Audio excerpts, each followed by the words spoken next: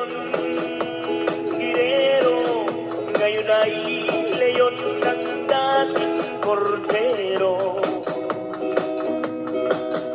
At kung tungkol sa bayan ang siyang paglalabanan, siya'y handang-handa hanggang kamatayan.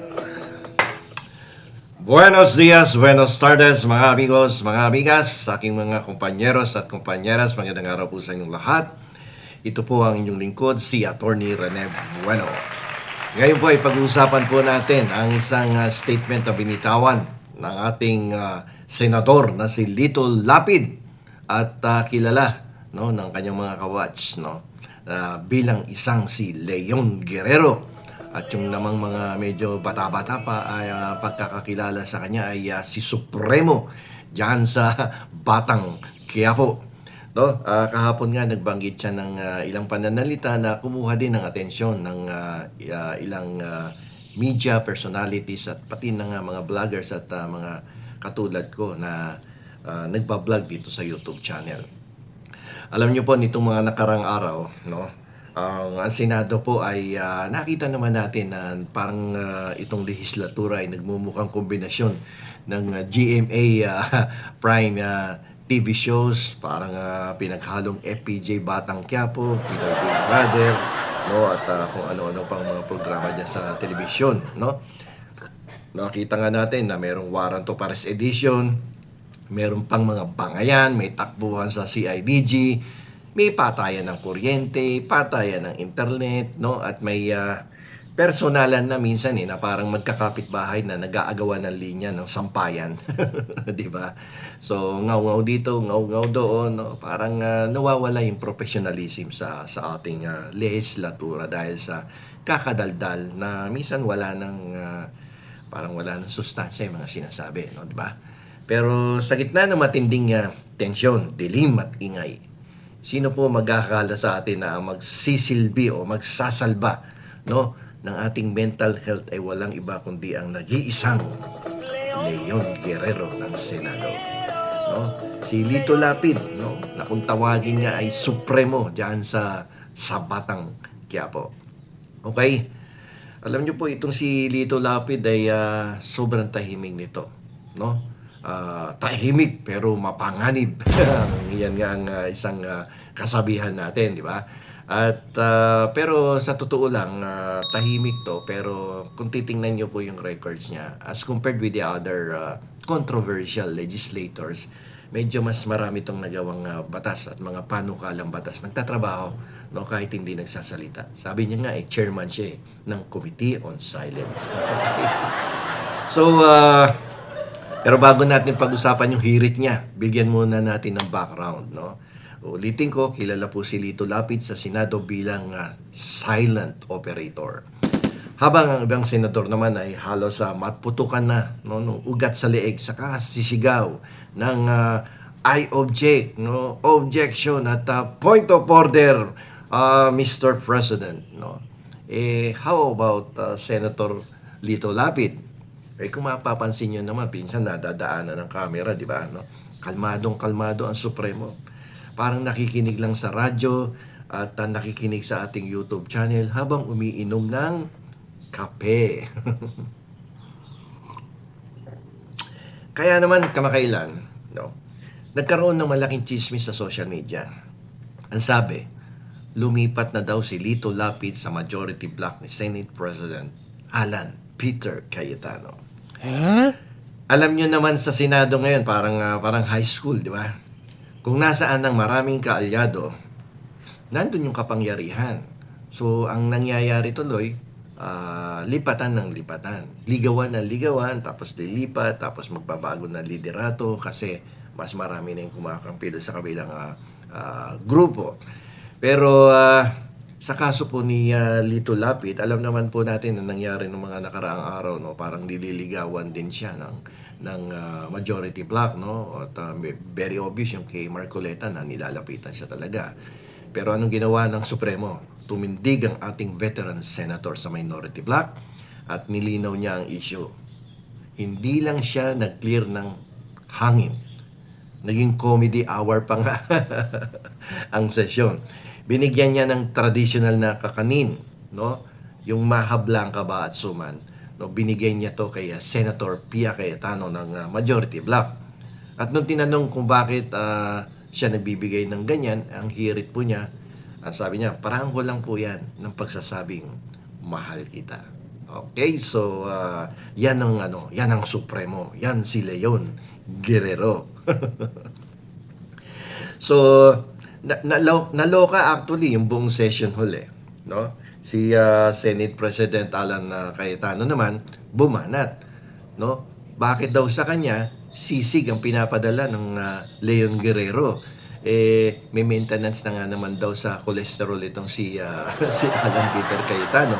Ang sabi niya pinapatay mo ba ako o si Pia lang talaga ang iyong mahal. Okay? So kumbaga nagiging may paminsan-minsan nagkakaroon ng light moments diyan sa Senado, hindi yung puro sigawan. So kumbaga siya ay nagbe-break ng ice ng sobrang seryoso, sigawan, at hindi pagkakaintindihan diyan sa loob ng session hall sa Senado. Okay? So pero pansinin niyo, ito yung pinakamatindi mga amigos, mga amigas. Yung binitawang biro ni Lito Lapid kasama ang kanyang mga kapartido sa minority bloc tungkol sa possibility na siya naman ang maging Senate President o presiding officer at siya yung tatayo na hawak ng maso, yung gavel sa Senado. So tiningnan siya ng kanyang mga kaalyado Sabi niya pag ako ang umupo diyan bilang presiding officer, kapag ako ang pumukpok niyang gavel na yan, walang magsasalita.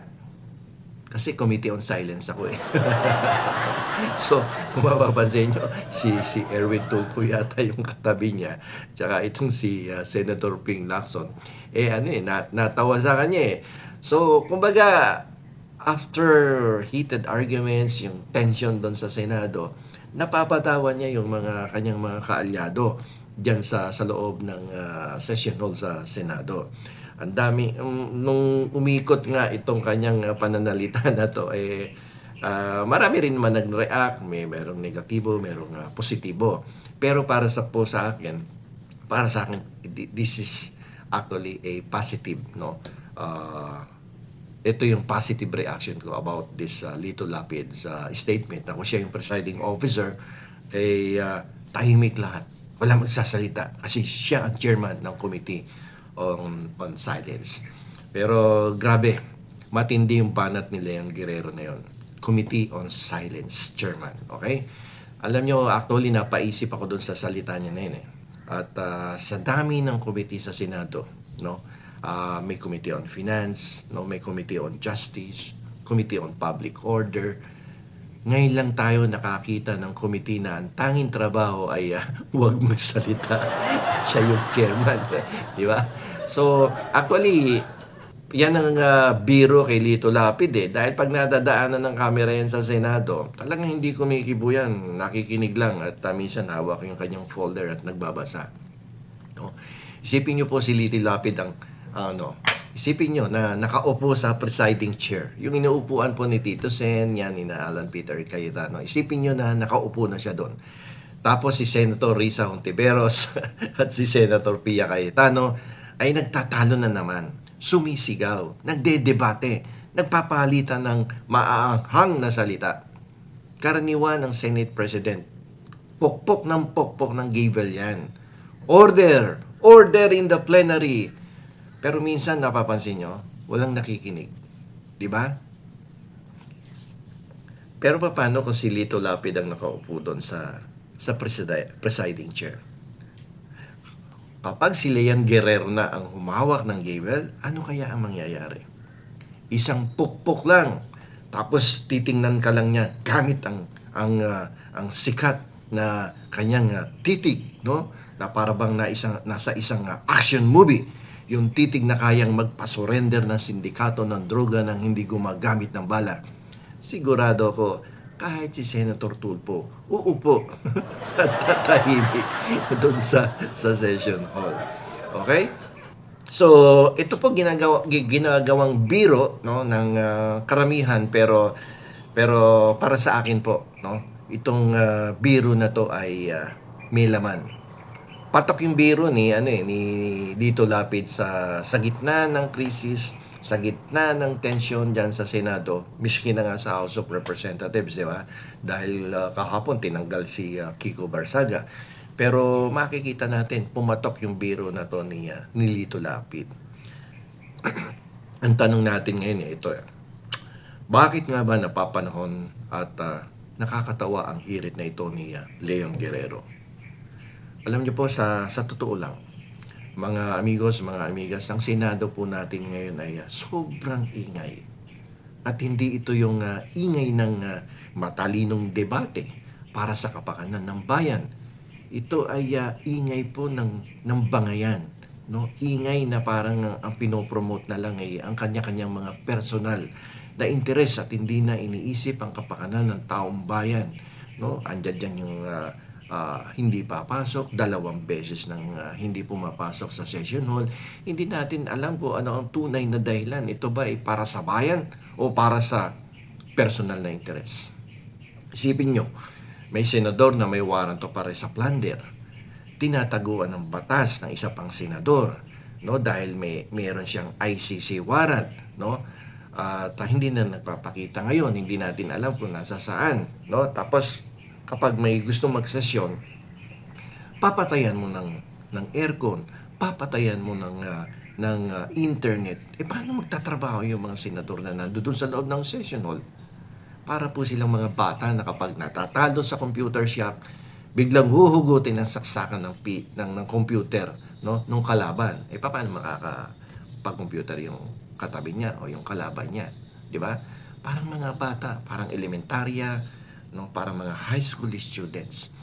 Ngayon, sa gitna ng ganitong klaseng kaguluhan, ito pong biro ni Senator Lapid ay parang malamig na tubig na ibinuhos mo sa nagpapagang apoy.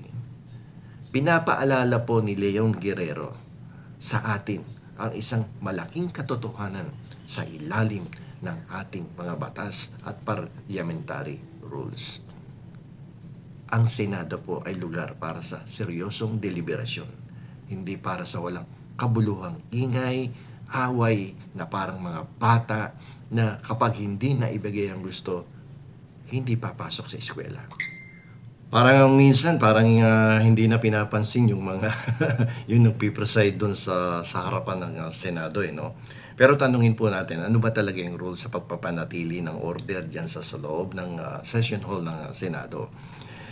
Sa ilalim po ng rules of the Senate, no, ang presiding officer ang may absolute, no, na kapangyarihan na panatiliin ang kaayusan, no? At siya yung may kapangyarihan sa ilalim ng batas na suwetuhin kung anuman ang kaguluhan na nangyayari dyan sa loob ng Senado, lalo na during argumentation and debate. Ano po ba yung sinasabi ng rules of the Senate?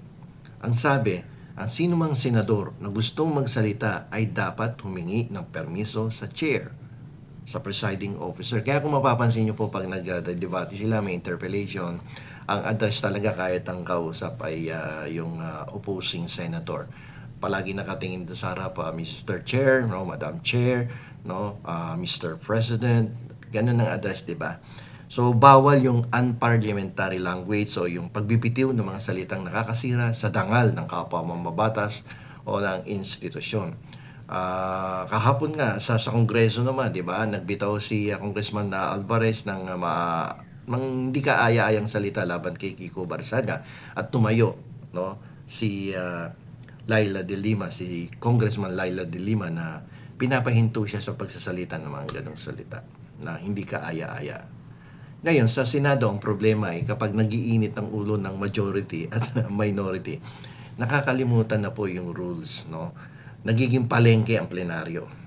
Parang palengke, no? Sigawan ng sigaw. Oh, mano, kuya, dito ka bumili sa akin. Kaya tama si Leon Guerrero, tama si Lito Lapid. Kailangan talaga natin minsan ng Committee on Silence para magkaroon naman ng moment of silence para sa pumanaw na decorum ng Senado. wala na yung kumbaga wala na yung parang kadisentehan sa loob ng session hall. Para ka na ngang nasa loob ng palengke. Ang ingay-ingay, minsan personalan na ang bitawan ng salita. No? Parang mas madami yung dada kaysa doon sa gawa. Katulad nitong last 2 days, mas madami yung dada ng dada sa social media. Wala namang ginagawa para sa bayan. Alam niyo po, madalas natin ginagawang katatawanan si Lito Lapid, si Senator Lito Lapid, dahil hindi siya tulad ng ibang senador na English ng English, gabi-gabing nagpe-press conference. Pero alam niyo po ba, no, ang totoong plot twist dito? Ayon sa mga opisyal na records ng Senado sa nakalipas na mga taon, mas marami pang naipapasang batas at naisusulong na panukala itong si Leon Guerrero, itong si Lito Lapid, si Senator Lapid, kaysa po sa ilang maiingay na senador dyan na walang ginawa kundi mag-social media, magpa-press conference, dumaldal sa loob ng sesyon, tatayo sa interpellation, minsan wala namang sustansya ang pinagsasasabi. Kumbaga, media mindeds lang talaga. For personal interest, i-promote yung sarili niya. No? Para just in case, sa darating na election, maalala siya ng tao na akalang galing-galing niya, pero dakdak lang ng dakdak, pero wala naman nagagawa. Ganyan si Lito Lapid na tahimik talaga. Opo, tahimik yung tao. Hindi nyo namamalayan kasi nga tahimik siya. Siya yung patunay ng kasabihang silent waters run deep. O sa Tagalog, no? Ang taong walang kibo, nasa loob ang kulo ng sipag. Diba? Siya yung may akda ng mga batas para sa mga may sakit, para sa mga may hirap, at may mga batas din itong naipasa na napakakinabangan ng mga may hirap na may problemang legal, yung free legal assistance, at mga batas sa mga lokal na industriya. Habang ang ibang senador, ang tanging na ipapasa ay ang kanilang mga personal na hinaing sa Facebook at sa TikTok at maging dito sa YouTube, no? Kaya kapag sinabi ni Leon Guerrero ng Committee on Silence ako, may double meaning yan. Isipin niyo po, nung sinabi niyang pag ako ang pumukpok dyan, wala magsasalita kasi Committee on Silence ako double meaning yan. Ibig sabihin, habang kayo ay abala sa pagsasalita at pag-iingay, ako naman ay abala sa tahimik na pagtatrabaho. Ganyan ang Supremo. Ganyan si Leon Guerrero. Ganyan si Senator Lito Lapid. Okay? So, bilang panghuli sa ating episode na to, no, ano ang aral na makukuha natin sa Committee on Silence ni Senator Lito Lapid? Marami tayong makukuha ang aral dito, mga amigos, mga amigas, no? At hindi sa nagagawa natin siyang katatawanan minsan, pero itong katahimikan na ipinakikita ni Lito Lapid ay nagpapakita rin na siya ay nagtatrabaho ng tahimik dyan sa Senado. Makikita nyo naman yung performance record niya. May ginagawa. So, alam nyo po sa isang disenteng lipunan, hindi ang pinakamaingay ang laging tama. Maraming maingay dyan, pero palagi namang mali. Diba? Pansinin nyo, hindi na ako magbabanggit ng pangalan ng senador. Ang ingay-ingay, pero palaging mali ang sinasabi. Minsan ang tunay na kapangyarihan at karunungan ay nasa kakayahan na tumahimik. Tahimik, nakikinig, at gumagawa ng tama nang walang kamera at walang spotlight. Sana sa susunod na magsesyon ang Senado, ibigay muna natin kay Lito Lapid ang gavel. At kapag nagsimula na namang mag-away ang mga mambabatas natin para protektahan ang kanilang mga kanya-kanyang interes, ang mga kakampi nilang wanted, o ang kanilang mga paksyon, o ang kanilang mga kaalyadong may mga pending cases, no? At nagngangawa, nag-iingay. Sana pukpukin ni Lito Lapid ang maso ng napakalakas silensyo, mga amigos, mga amigas, mga senador, mga senadora. At sabihin niya, quiet! Lahat ng tiwali, lahat ng bastos, at lahat na nag-aaksaya ng oras ng taong bayan, manahimik kayo. Dahil sa bansang ito, ang batas ang dapat masunod, hindi yung ingay ninyo. Nandito na lamang po, ito po muli ang inyong lingkod, si Atty. Rene Buena.